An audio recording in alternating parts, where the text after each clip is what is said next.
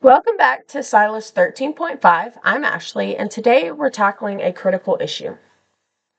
Rehabilitation. The idea of rehabilitation is simple. Help people heal, grow, and gain the tools they need to re-enter society as a productive member. But in our justice system, rehabilitation often takes the backseat to punishment. I'm going to try and say this name right. Sorry if I completely butcher it. Carmelita Jones said it best. They will never be somebody different if you don't give them a shot at redemption, at rehabilitation, at therapy. This quote gets to the heart of why rehabilitation is so important.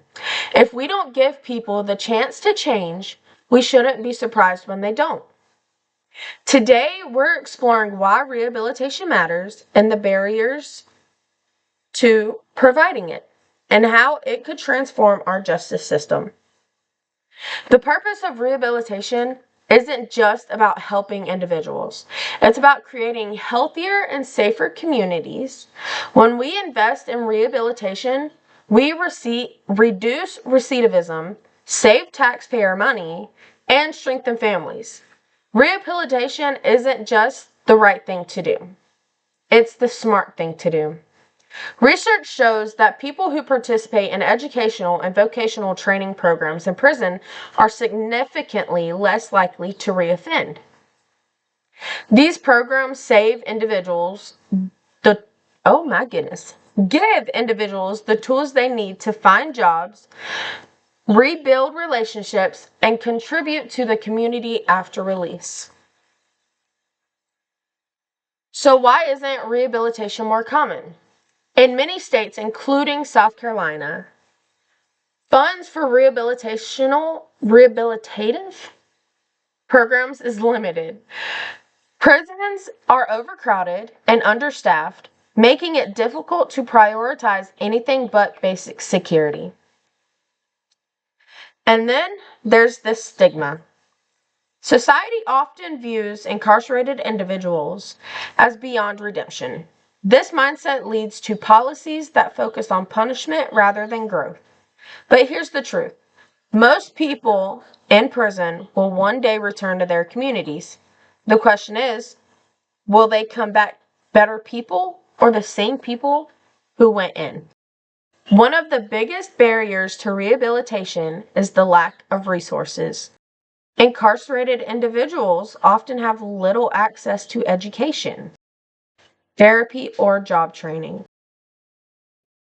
Programs that do exist are often underfunded and inaccessible to the majority of people behind bars.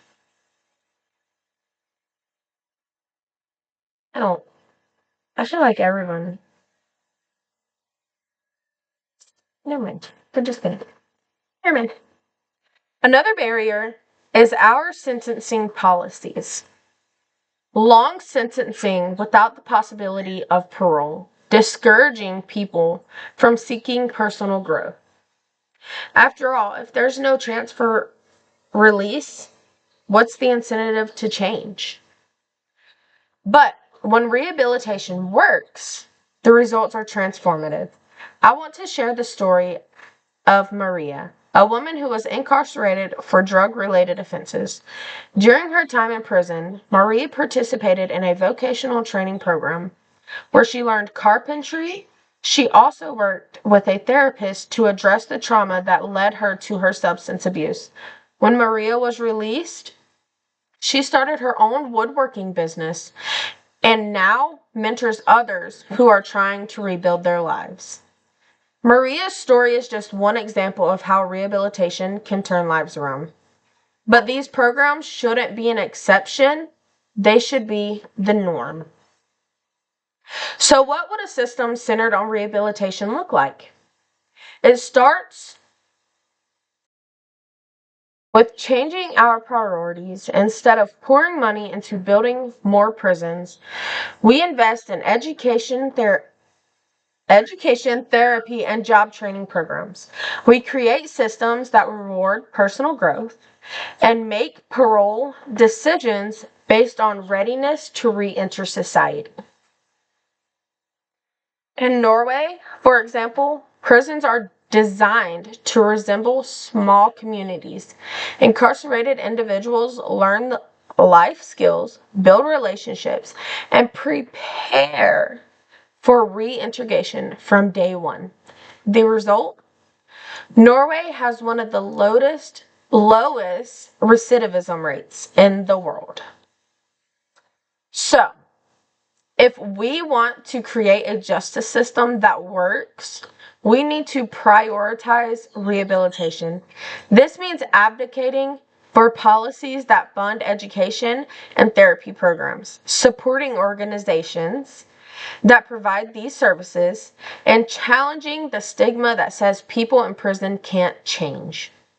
If you believe in the power of redemption, share this episode, start conversations with your friends and family. And if you have a story about how rehabilitation has made a difference in your lives or someone else's lives, please reach out and let me know. I want to hear it. Thank you for joining us for this episode of Sylence 13.5. Remember, people can change, but only if we give them the tools and the opportunity. Until next time, this is Ashley reminding you that silence is the enemy, but together we can fight for peace.